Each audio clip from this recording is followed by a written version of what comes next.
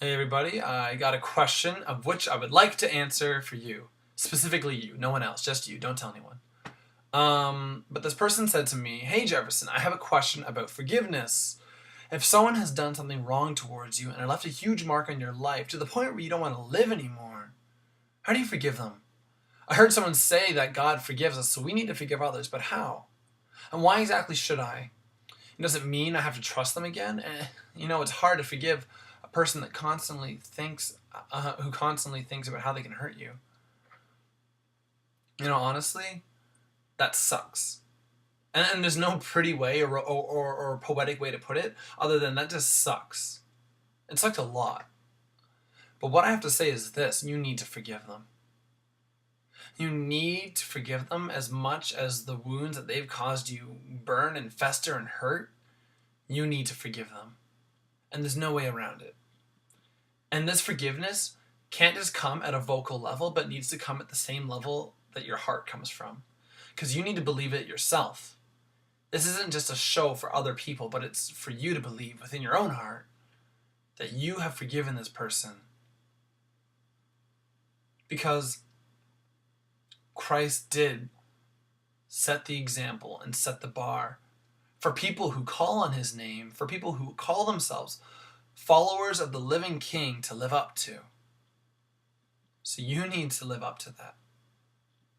So being a Christian, it's not about living for our own wants and our own desires. It's about living for his.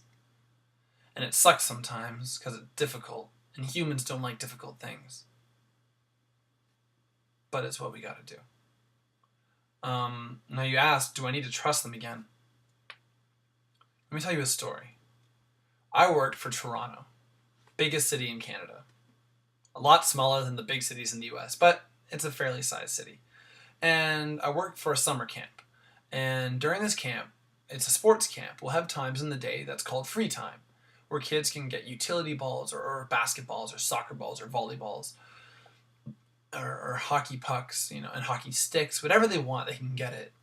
And for a part of the day, they can do whatever they want with this.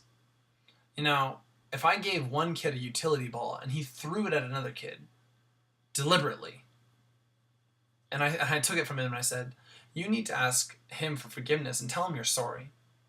And then he did that, and then I gave him the ball again. And then he went and did it again, the exact same thing, right after I said you need to forgive him.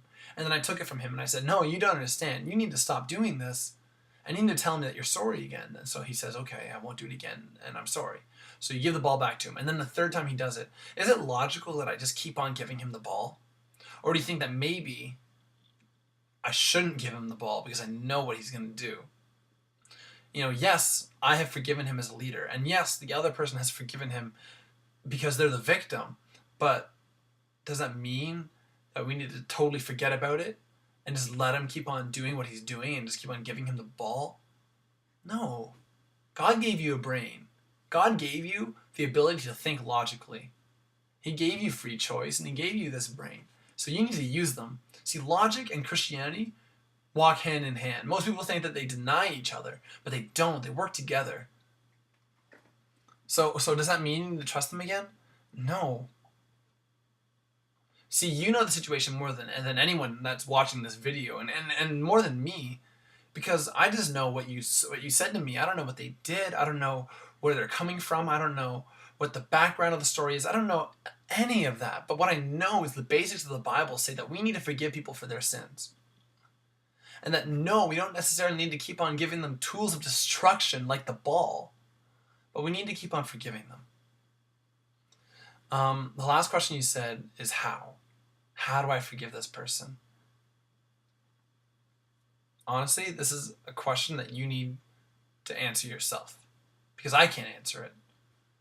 I don't know how you can do it, because I don't know the situation, but you need to figure that out. You need to realize that Christ did so much more for you that you could ever do, or that you could even comprehend. So you need to realize that and muster up all your strength and believe in your heart and believe in your mind and say, I forgive you. That's how you need to do it. I hope that you can forgive him or her, or whoever it may be. Anyways, I hope that you guys who are watching this video have a sick day and are enjoying what you're doing, unless what you're doing is a sinful activity, of which I hope that you stop it.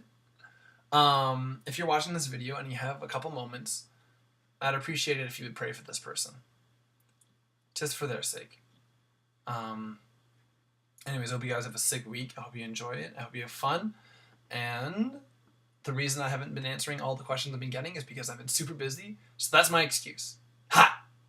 Anyways, so have a sick week. Send me more messages. Send me more questions. And maybe I'll answer yours.